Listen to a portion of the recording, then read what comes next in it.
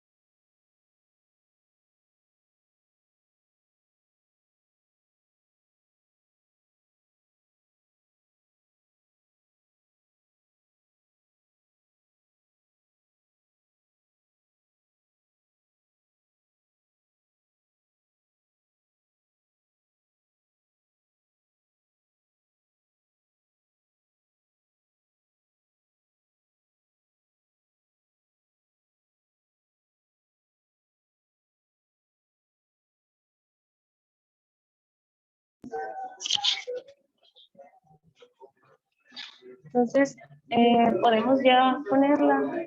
Vamos a comenzar.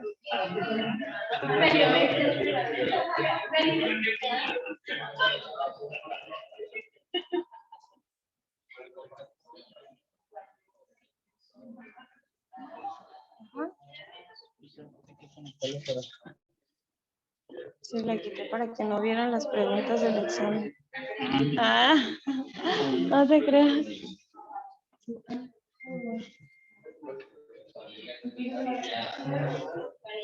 ¿Listo? Ah, no se ve más que uno.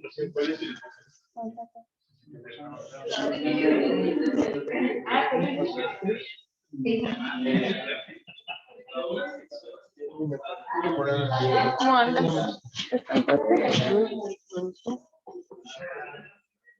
Pues no tenía mi ex. ¿Este?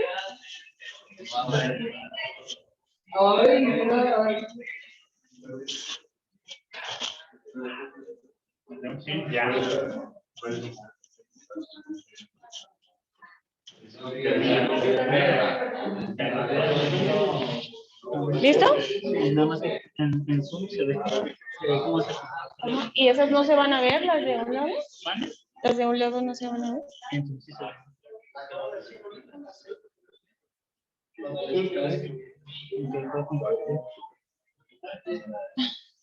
En estas pantallas no, ¿verdad? ¿Solo la del centro? Ah, en las pantallas nomás. Ah, ok.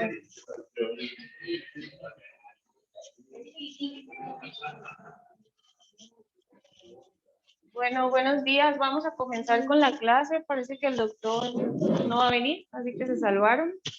Vamos a platicar solamente de oclusiones de rama venosa.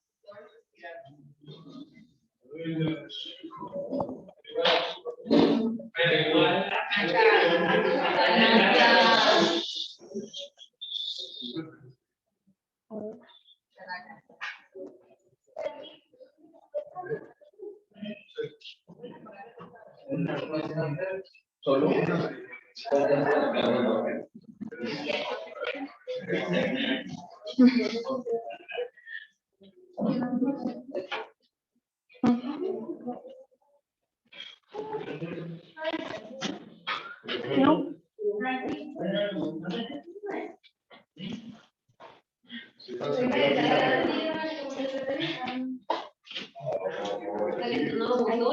No se ve.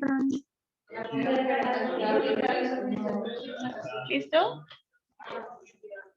Bueno, el tema de hoy específicamente vamos a hablar solamente de lo que son oclusiones de rama venosa. La siguiente, por favor.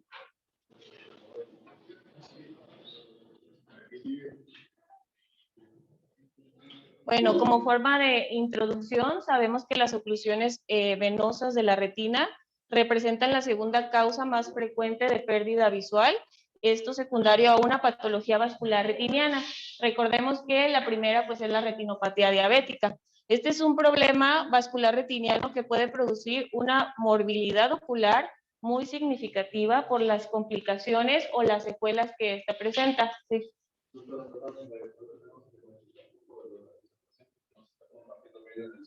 Ok, pues esperamos.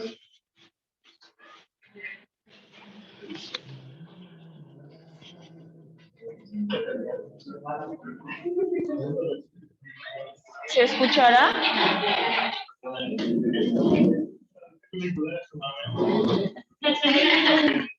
¿No saben si se escucha? Estoy viendo. Porque esta cosita no le creo mucho. Si no agarra un celular. Está bien, ¿En dónde? A la hora de compartir el Zoom, que diga compartir la presentación. Ah, lo que queda es esto, ¿no? Y ahí quitan el modo moderado. ¿En dónde? Ah, ya te está apareciendo. Sí, ya nomás puse compartir por la pantalla. ¿Ya? ¿Seguimos? A ver, intenta cambiarla. Sí, doctora, ya. Adelante, gracias.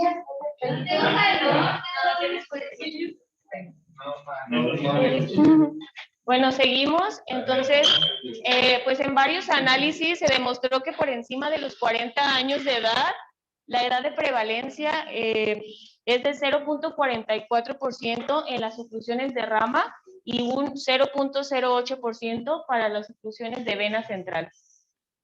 Siguiente, por favor.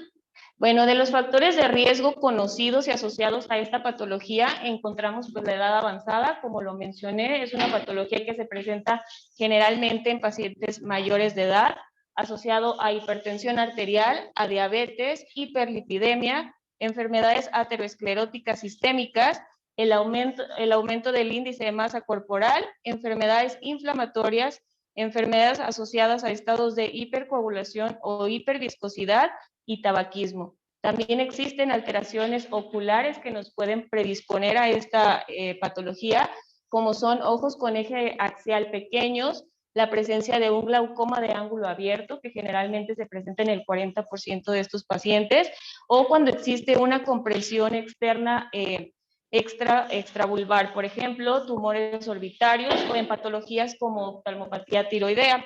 Existe una revisión en el cual un autor llamado Pascual y colaboradores, ellos clasifican estos factores de riesgo como factores de riesgo clásicos y factores de riesgo emergentes.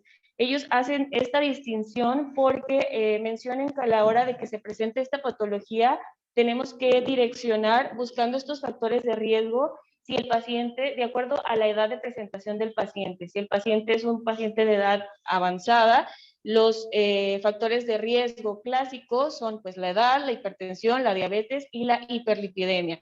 Pero si encontramos a pacientes jóvenes, pacientes con alteraciones en sus dos ojos, hay que buscar siempre factores de riesgo emergentes como son enfermedades inflamatorias o enfermedades asociadas a estados de hipercoagulación. La siguiente. Bueno, la fisiopatología de las oclusiones venosas de la retina, generalmente en el 99% de los casos se van a localizar a nivel de un cruce arteriovenoso y normalmente o las causas, el lugar, perdón, más clásico en donde podemos encontrar estos cruces es a nivel del cuadrante temporal superior, ¿sí? Entonces, este cruce arteriovenoso, por predisposición anatómica que un paciente lo presente, va a hacer que se comparta la adventicia de la arteria y de la vena, ¿sí? Entonces, esta compresión de la arteria sobre la vena nos va a traer modificaciones en el flujo de la vena, ¿sí? Como lo mencioné, aparte de que estas arterias se asocian en muchos de los casos con ateroesclerosis, pues van a provocar una mayor compresión de esta vena. Entonces, al momento de que existe esta compresión, van a provocar lo que es un daño de las células del endotelio, ¿sí? Una éstasis venosa o estados alterados del flujo de la vena. Es lo que se conoce como la triada de Virchow. ¿Sí? Cuando existe esta triada, pues va a formarse lo que son los trombos, y los trombos nos van a llevar a un estado de isquemia, ¿sí? El estado de isquemia, pues como ya sabemos, va a provocar la liberación de factores inflamatorios, así como aumento del factor de vascular endotelial, y con esto, pues todas las complicaciones que ya sabemos, ¿sí? La neovascularización, el sangrado. Entonces, a nivel histopatológico, aquí podemos observar como una arteria, ¿sí? Esto es lo que viene siendo toda la arteria, y cómo está asociada a ateroesclerosis, el cual está haciendo una compresión sobre la vena y provocando un trombo plaquetario. ¿Alguna duda de esto? ¿No? La que sigue, por favor. Entonces, existen varias clasificaciones. Una de las más común, pues, es la clasificación anatómica, en el cual la podemos dividir en aquellas oclusiones de rama venosa mayor o principal, y normalmente, pues, es la que va a estar afectada la rama de primer orden. Generalmente, esta oclusión se encuentra fuera de la papila y va a tener una afectación macular. Existe otra que es la oclusión de vena macular o menor, en donde solamente una de las venas que salen de la rama de primer orden, localizada a nivel macular, va a estar afectada. Y existe la oclusión hemicentral, en el cual no hay mucha diferencia con la oclusión de rama venosa retiniana mayor, simplemente que por disposición anatómica va a haber una obstrucción fuera de la papila y nos va a dar esta imagen, ya sea si se afecta la parte superior o inferior. Y existe otra que no es muy común, que son las oclusiones periféricas, y que normalmente no va a provocar ningún síntoma en estos pacientes. La que sigue. Bueno, ¿cuál es el cuadro clínico de esta patología? Pues el paciente va a tener un compromiso visual, ¿sí? ¿Qué tanto? Esto va a depender de la localización de la obstrucción. Obviamente que si es una obstrucción a nivel de la vena principal, en donde hay afectación macular, pues la visión va a estar más comprometida, ¿sí? Como lo mencionaba, en las periféricas, pues a veces los pacientes ni se dan cuenta. Y el inicio pues va a ser súbito y generalmente es indoloro. Podemos presentar escotomas o la presencia de flotadores en caso de que haya asociado a hemorragia vítrea.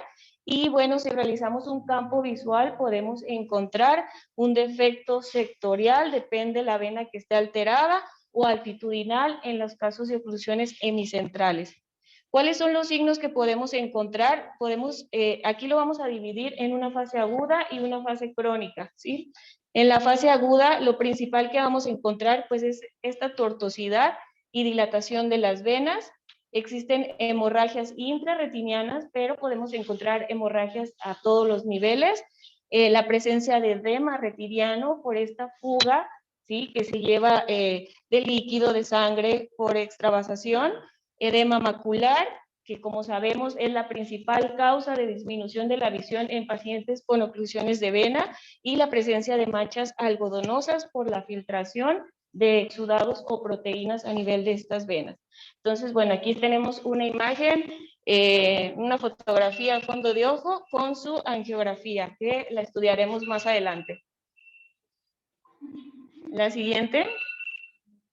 Y bueno, en una fase crónica ya lo que podemos encontrar aquí es una angiografía de ojo derecho en el vasos colaterales, Esto por esta misma isquemia hace que se formen nuevos vasos, la presencia de microneurismas o fugas, como lo estamos viendo en la imagen, alteraciones maculares crónicas por un defecto a nivel del epitelio pigmentado de la retina, la presencia de un edema macular persistente, la presencia de membranas retinianas o lo más común que es la neovascularización, que podemos encontrarlo a nivel de retina, a nivel de segmento anterior. ¿Sí? ¿La que sí? Bueno, ¿cuál va a ser el protocolo de estudio de estos pacientes que presenten oclusiones de rama venosa? En el estudio de la oclusión de rama venosa y en el estudio de la oclusión de la vena central, no recomiendan hacer necesario un estudio sistemático en pacientes que presenten la forma típica. Como lo mencioné, la forma típica son pacientes mayores, pacientes con antecedentes de hipertensión, diabetes y todos los factores que ya mencionamos. Sin embargo, ellos recomiendan que sí necesitamos un estudio más detallado en aquellos pacientes jóvenes, en aquellos pacientes que presenten casos de oclusiones bilaterales.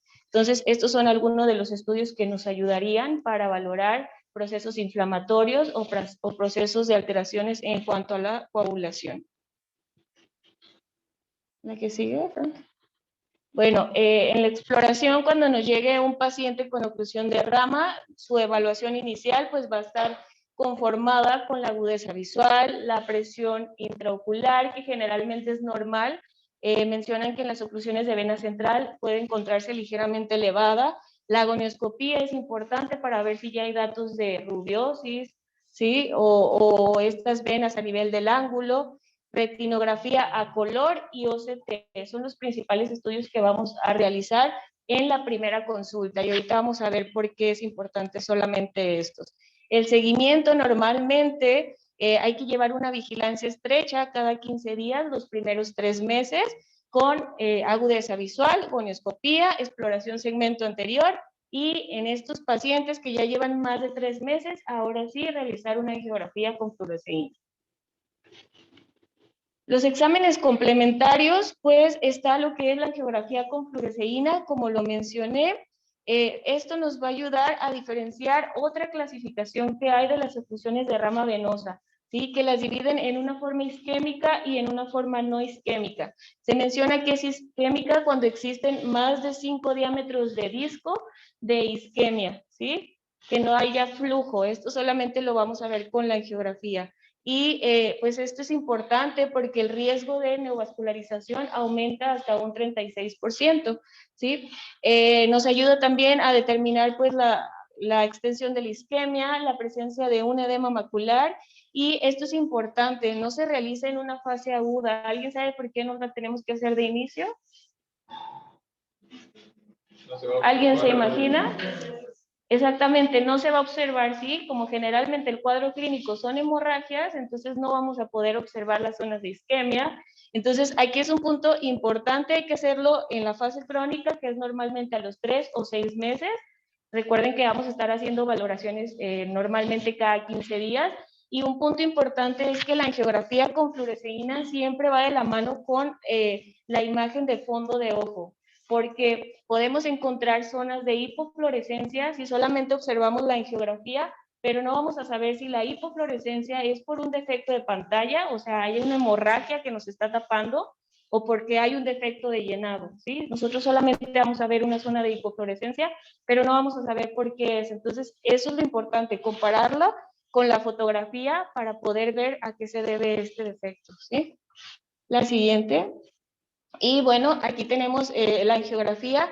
De los datos angiográficos que les mencionamos, están zonas de hipofluorescencia que podemos encontrar cuando hay un defecto de llenado, una hemorragia que simplemente pues va a estar tapando la visualización y no vamos a ver esta circulación, o un defecto de llenado, ¿sí? Porque realmente pues la vena está obstruida y no hay paso de este flujo.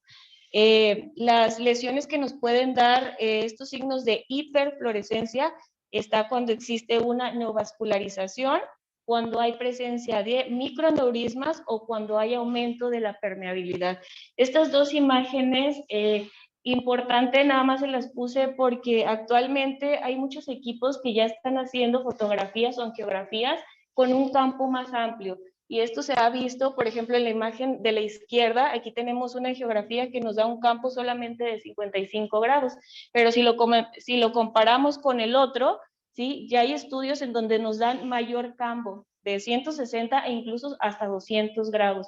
Y esto es bien importante porque se ha visto que en la periferia es donde hay disminución del flujo, o se presentan las zonas más frecuentemente de isquemia. Entonces, si solamente nos quedamos con lo central, pues no vamos a estar valorando la periferia. Entonces, aquí podríamos decir, bueno, en este caso es una oclusión de rama venosa no isquémica, ¿no? Porque pues se ven muy pocas zonas de zonas de isquemia, zonas de no flujo, pero si lo comparamos nos damos cuenta que toda la periferia está sin ese llenado. Entonces es importante ya estos equipos, y es lo nuevo que nos mencionan en cuanto al diagnóstico. Bueno, el OCT macular, este sí es un estudio que lo realizamos desde la primera consulta, y pues nos va a ayudar a valorar lo que es el edema macular. Nos va a ayudar a valorar si existe alguna alteración en la interfase vitrio-macular. Tiene un valor pronóstico en cuanto a la agudeza visual, porque como lo vuelvo a mencionar, es la principal causa de disminución en las oclusiones de vena. También nos sirve para valorar la respuesta al tratamiento y pues para darle un seguimiento. Y dentro de las complicaciones que se pueden ver y que podemos observar en el OCT es la membrana epirretiniana o un agujero macular. Bueno, como lo mencioné, las principales complicaciones de estas oclusiones de vena están relacionadas con el área de isquemia, ¿sí? Que esta isquemia nos va a traer pues la presencia de neovascularización, la maculopatía isquémica y la presencia de edema macular. Entonces, el manejo va dirigido justamente pues a estas complicaciones, ¿sí? No voy a hacer mucho hincapié en los estudios porque en las siguientes clases van a hablar de cada uno de ellos, pero está el estudio de la oclusión de rama venosa, en donde nos mencionan que para la neovascularización, la fotocoagulación retinial solo previene en casos de que exista un área de retina de isquemia igual o mayor a 5 áreas de diámetro del disco, nos va a reducir el porcentaje de que se presente neovascularización en un 22 a un 12%. También se mencionó en esto de los estudios que la fotocoagulación con láser de retina en presencia de ya neovasos sí va a obtener una reducción del riesgo de que estos neovasos nos vayan a presentar una hemorragia vitrea de un 61 a un 29%. Entonces, de este estudio, en general, podemos decir que solamente la fotocoagulación va a estar indicada cuando observemos datos de neovasos, ¿sí? O sea, preventivo no es necesario realizarla. La siguiente. Bueno, igual, eso lo veremos más adelante, pero es del mismo estudio de la oclusión de rama venosa, en donde no se recomienda aplicar láser en aquellas zonas en donde hay diámetros, isquemia con un diámetro de disco mayor al 5, pero que no hay datos de neovascularización. La siguiente, igual, aquí pues donde apoyan que cuando hay datos de neovascularización es importante realizar la fotocoagulación en aquellas zonas de isquemia para prevenir una hemorragia vitrea. La siguiente. Y respecto a lo que es el edema macular, pues sabemos que este va a ser el resultado del aumento de la presión hidrostática por un incremento en la permeabilidad vascular. Esta por la producción de mediadores químicos por parte de la retina que estuvo isquémica, y dentro de los mediadores sabemos que el más importante es el factor de crecimiento vascular endotelial. Entonces, para esto también existen varias opciones de tratamiento que los veremos en los siguientes estudios, pero dentro de esto, de los que se mencionan principalmente, está la fotocoagulación en rejilla, en el cual se menciona que hay que realizarlo después de 3 a 6 meses de inicio de la enfermedad, cuando ya la hemorragia se haya reabsorbido y pues nos permita valorarlo, y nos ayuda a disminuir ahora sí que lo que es el edema macular, pero sin embargo no se ha visto una respuesta o una mejoría en cuanto a la agudeza visual. O sea, anatómicamente sí se ve, pero el paciente no mejora su visión. Están el uso de los esteroides, aquí están dos de los estudios más importantes, en el cual el primero pues nos menciona que el tratamiento con esteroides intravítricos, normalmente triamcinolona, nos permite una mejoría anatómica y funcional de este edema macular, Y los resultados visuales y anatómicos se mantienen durante periodos de 3 meses, pero empeoran de forma anatómica y funcional a los 6 meses. Aparte recordar pues que los esteroides no están libres de complicaciones y de las primeras son la hipertensión ocular y el edema. Y la catarata, perdón. El siguiente estudio, el Geneva nos dice sobre el uso del Osurdex, pero eso igual lo veremos en los estudios más anteriores. Bueno, los antiangiogénicos, como sabemos, pues es la piedra angular en el tratamiento del edema macular, en el cual se ha visto que de los primeros, pues el ranibizumab a dosis fijas durante 6 meses y después aplicarlo a demanda. La siguiente. Bueno, en conclusión, solamente pues quedarnos con estos puntos en donde las oclusiones de vena de rama venosa son la causa más frecuente de pérdida visual y la historia clínica de estos pacientes sin tratamiento es desfavorable en la mayoría de los casos. La elección de la terapia pues siempre debe de tomarse en consideración con los estudios que nos presenten un grado alto de evidencia científica. Estos son los principales y que vamos a revisar después. Y en forma de resumen, estos estudios nos señalan que el tratamiento del edema macular con fotocoagulación láser no debe realizarse en casos de oclusión de vena central de la retina y ya no es la primera elección en casos con oclusión de rama venosa retiniana. El uso de esteroides en edema macular secundario a estas oclusiones presentan una buena evidencia científica, pero tiene efectos colaterales que deben de considerarse, ¿sí? Usarlos o no. Y el uso de los antiangiogénicos ha revolucionado pues el tratamiento de este edema y tiene muy buenos desenlaces, ya sean anatómicos y funcionales, así como un buen perfil de seguridad. Y sería todo.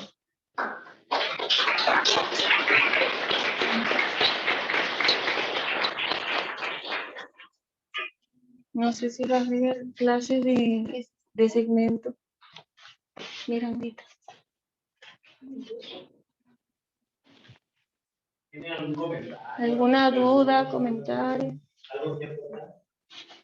Está muy bien. No sé si va a haber de segmento, Ana. ¿Eh? ¿El último? ¿Cómo?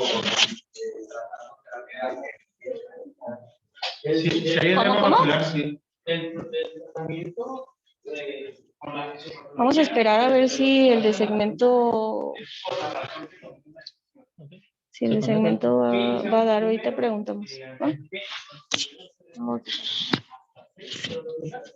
Dani, probablemente esteroides. Esteroides considerando la catarata, pero se cambia la función para generar catarata. La catarata queda en segundo plano, pero lo que sí tenemos que considerar es una hipertensión. Entonces, hay que estarlo monitorizando cada mes o hasta el primer mes, para unas 2 o 3 consultas para ver el desafío y para evaluar qué vamos a tomar de decisión. No vamos a hacer florario, ¿por qué? Pues porque se bloquea, ¿no? O sea, no podemos ver. Entonces, ¿por qué no vamos a hacer? Una pregunta que se me viene a la cabeza es, ¿por qué no voy a hacer panfoto?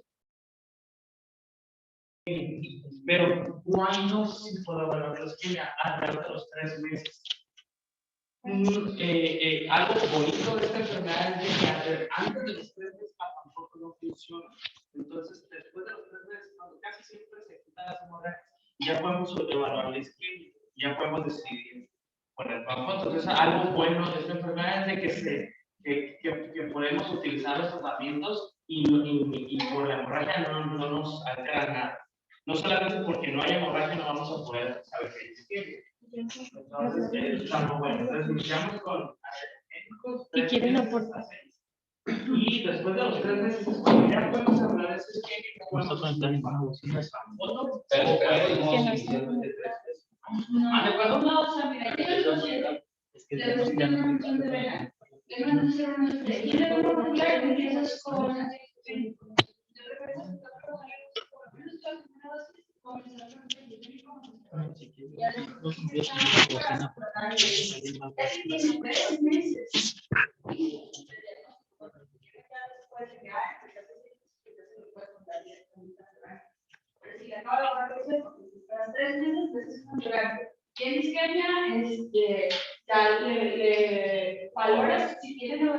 neovascularización, te haces papo. Si no tiene, te esperas.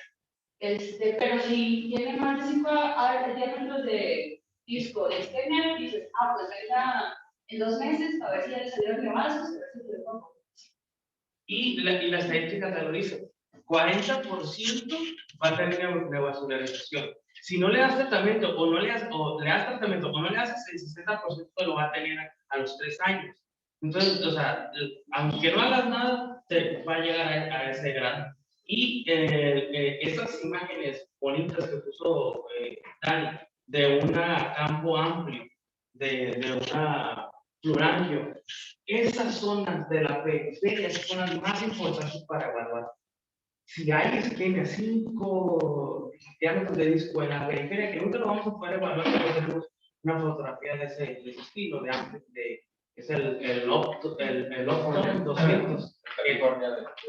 Ajá, ese es buenísimo. Y en ese vamos a poder saber si podemos dar solamente láser en esa zona periférica. Si ya es una obstrucción que hubo un cruzamiento, que casi todos son despacito del nervio óptico, y está involucrando mácula, pues vamos a ver si hay isquemia en esa zona.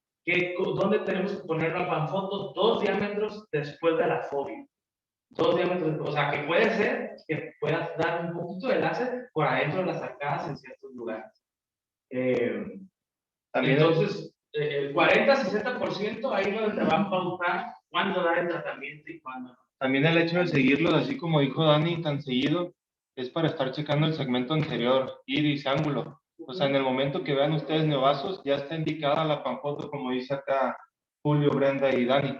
En ese momento ya está indicado y se ha visto que tienen mejor regresión de la neovascularización en el momento que la presentan, no desde antes.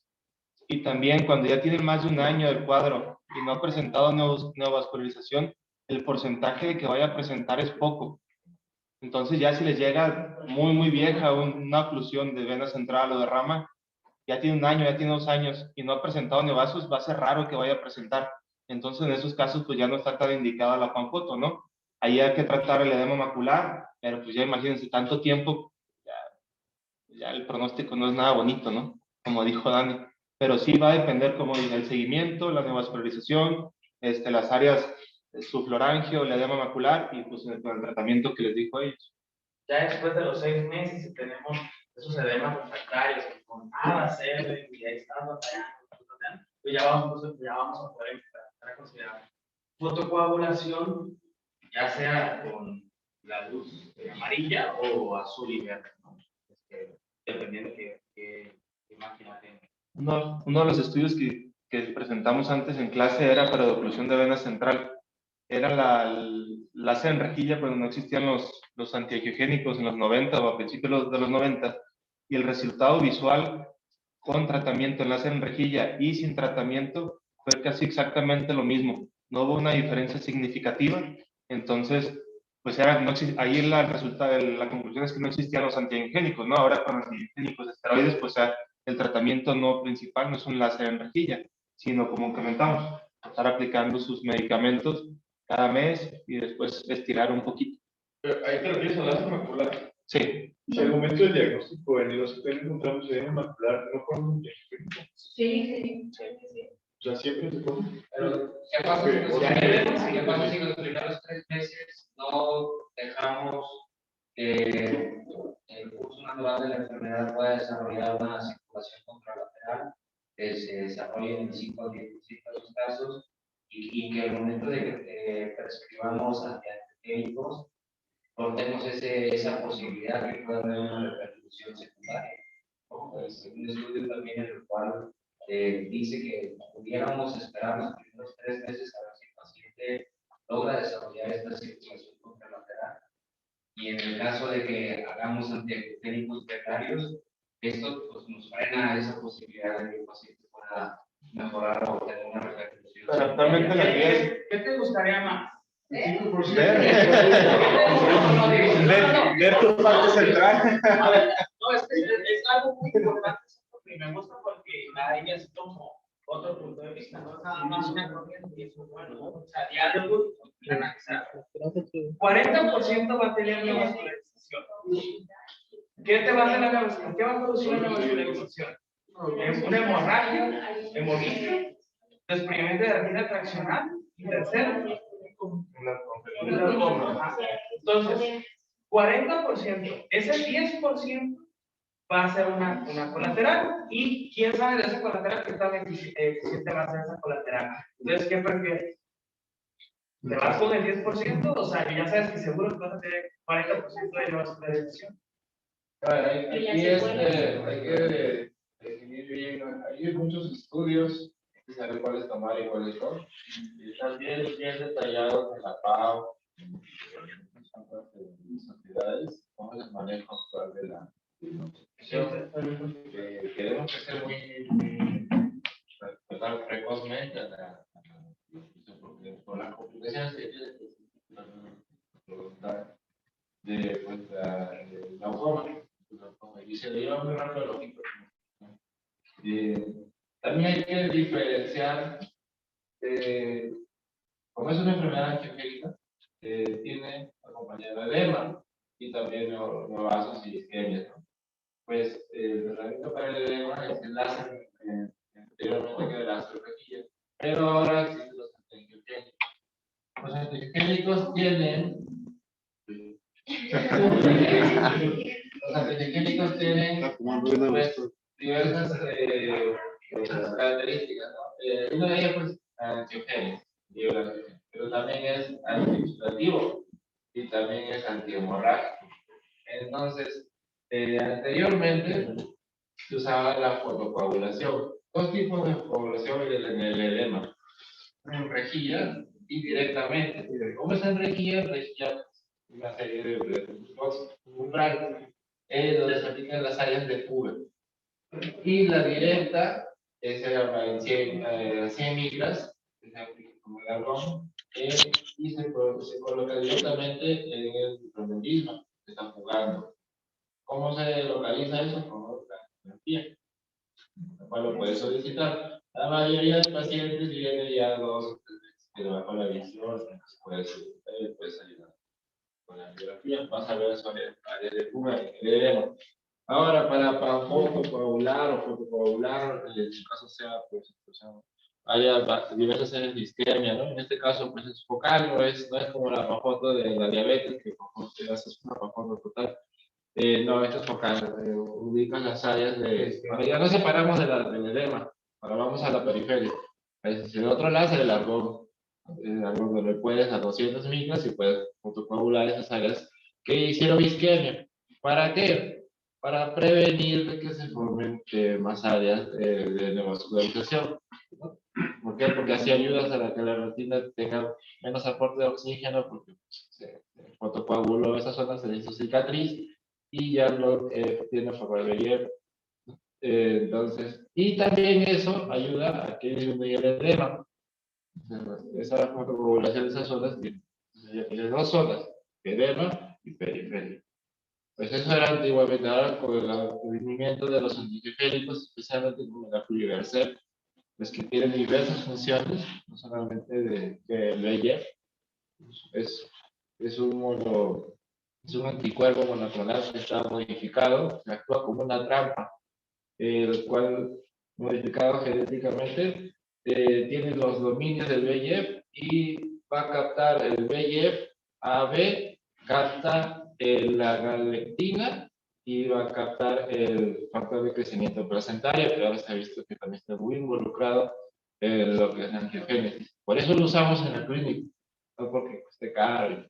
Pues no, por eso lo usamos en el anti-VEGF actualmente. ¿Qué más es eso? ¿Qué tengo que decir? Y eso es diferenciar, pues creo que estaba ahí mezclándose entre rejilla pensando que era pues la rejilla de la periferia, no, hacer rejilla y directamente de edema, zona central, y láser argón es en 200 micras, a la periferia de zona de isquemia. Eso sí. Y sí está indicado, o sea, ya pasaron muchos años y de repente los antiangiogénicos son la primera elección en el edema macular diabético con afección central, foveal. Pero si ustedes tienen pacientes, sea diabetes o sea confusión, y tiene zonas de fuga del área parafoveal, un compromiso central foveal, pues sí está muy bien indicado el tratamiento macular selectivo, como también lo hacemos actualmente en el INE. Indicamos tratamiento macular selectivo actualmente en las áreas maculares, sin compromiso central. Y hay un láser que también ahorita apenas está con estudios, pero también se está aplicando ese láser microficado para pacientes con hemocomplicación. Todavía no se han visto buenos. O sea, como subumbrado, micropulsado o amarillo.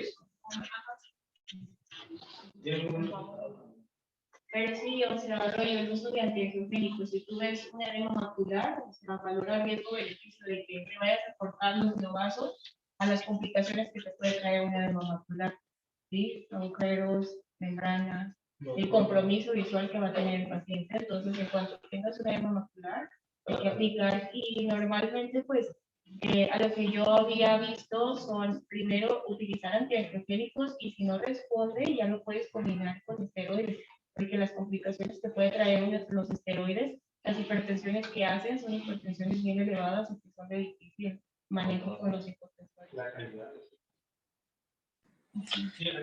Hola, buenos días. ¿Se escucha? Dile que se escucha, pero para ponerlo acá.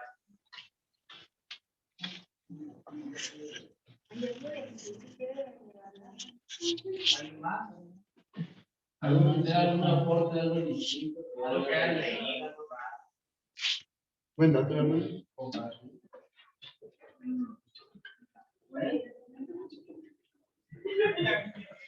El segmento no sé.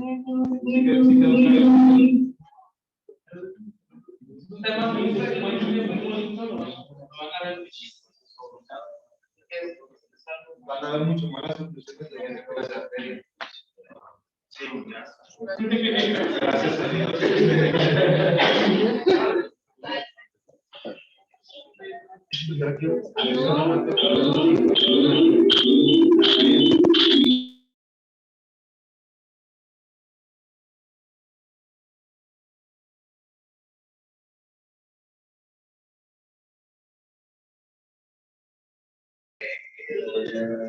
Sí, buenos días.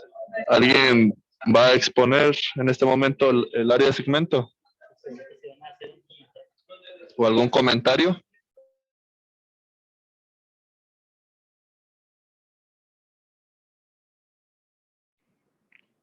Sí, buenos días. ¿Se escucha?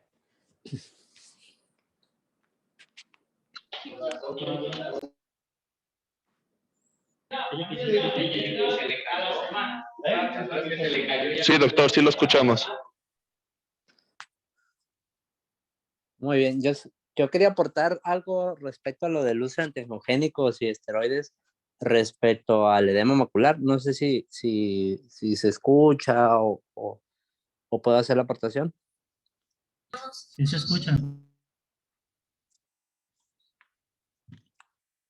Muy bien. Bueno, según lo que alcancé a escuchar ahorita, bueno, había una pequeña controversia o un detalle acerca del uso de antiangiogénicos o el uso de esteroides, ¿verdad?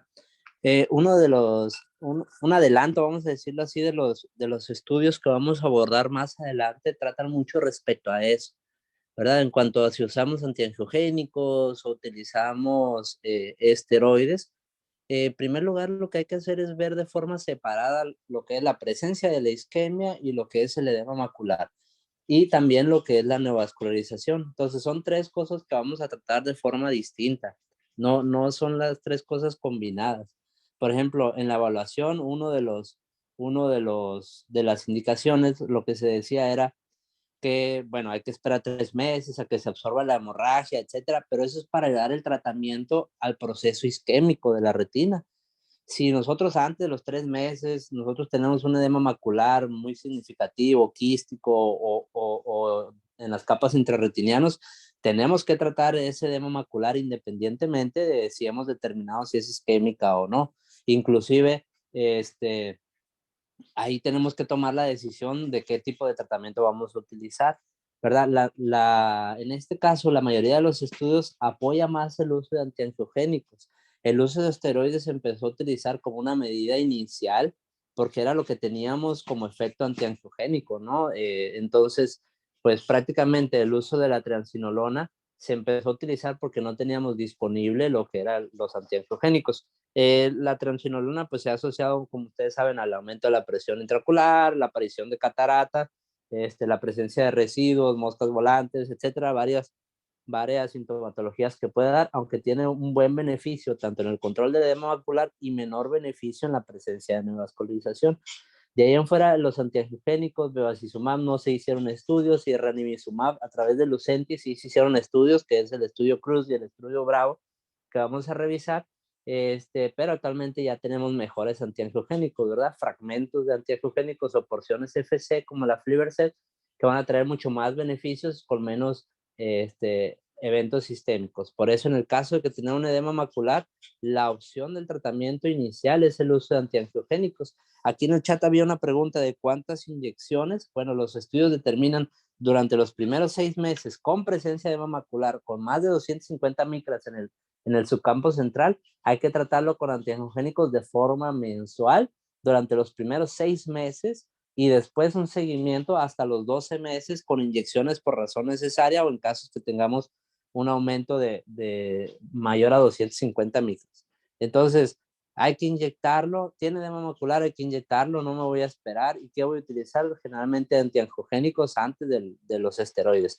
Pero ahí vamos a revisar en uno de estos días lo que es el estudio Cruz y el estudio Bravo, bueno, sobre todo el estudio Bravo, y el estudio Génova, que habla un poquito acerca de los esteroides y de los implantes esteroideos. Entonces, y ahí vamos a detallar un poquito más cuándo utilizar esteroides, cuándo utilizar antiangiogénicos. Otra de las cosas es en cuanto a la determinación y la neovascularización. Hay que diferenciar muy bien en la fluorangiografía los vasos colaterales de los neovasos, porque a veces en los estudios o más bien en la visualización de fondo de ojo, pudiéramos confundir la presencia de circulación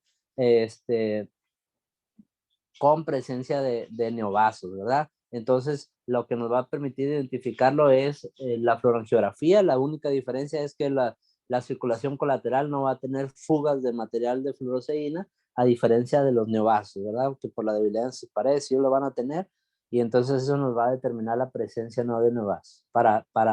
Para poder determinar si damos panfotocoagulación o bueno, fotocoagulamos la zona isquémica o no la fotocoagulamos. Entonces, sí hay que individualizar el tratamiento y hay que verlo como formas separadas. No importa la hemorragia, no se ha resuelto, tenemos edema macular, hay que tratarlo, ¿verdad? No hay que esperar por ese paciente.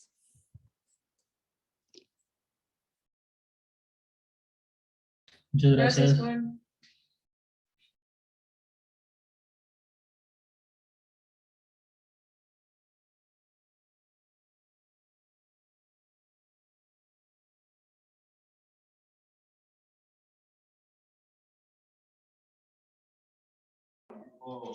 Norsotismo, casi siempre que veo una pulsión me deja los dos ojos. Bien, es uno de sus protocolos.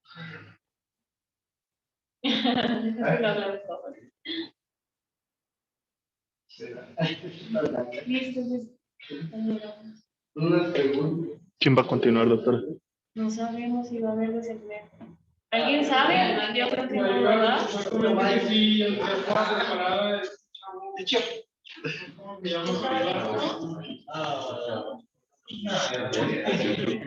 ¿Vas, César? Así. Yo fui el último.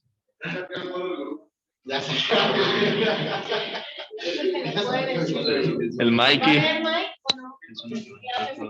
Ah, ok. Bueno, creo que no. Quédate por el salud. Ya, gracias. Ay, se mete conmigo. No, hombre, esos 8 días no se